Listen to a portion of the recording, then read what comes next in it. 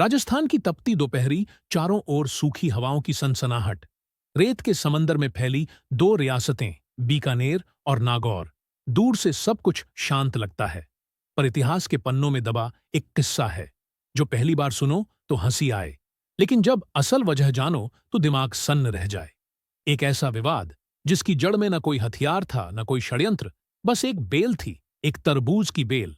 और उस बेल ने ऐसा इतिहास रच दिया जिसे आज 400 साल बाद भी राजस्थान के लोग मथिरा युद्ध के नाम से याद करते हैं। साल था 1644। बीकानेर के एक किसान ने अपने खेत में मथिरा यानी तरबूज बोया था।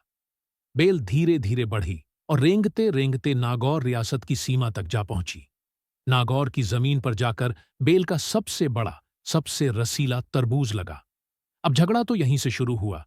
बीकानेर के किसान का दावा था, बीज मैंने डाला, पानी मैंने दिया, मेहनत मेरी है तो फल भी मेरा होना चाहिए।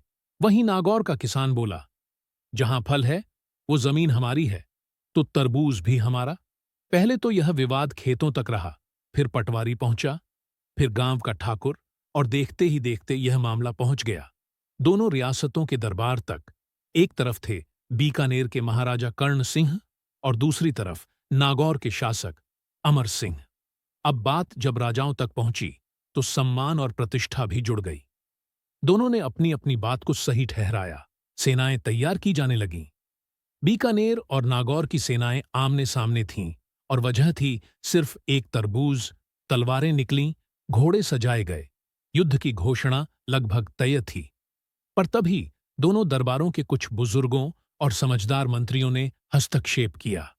उन्होंने दोनों राजाओं को समझाया, एक तरबूज के लिए खून बहाना न सिर्फ हास्यास्पद है, बल्कि इतिहास में शर्म की बात होगी।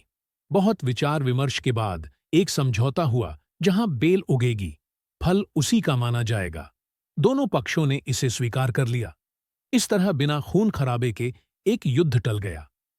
लेकिन यह घटना इतिहास में दर्ज हो गई। आज भी राजस्थान के गांवों में जब कोई बेवजह झगड़ा करता है तो बुजुर्ग हंसते हुए कहते हैं, भाई, मथिरा किधर गया है, जरा देख लो। 1644 का मथिरा युद्ध न केवल एक अनोखी घटना थी, बल्कि यह भी दिखाता है कि कभी कभी समझदारी तलवार से बड़ी होती है।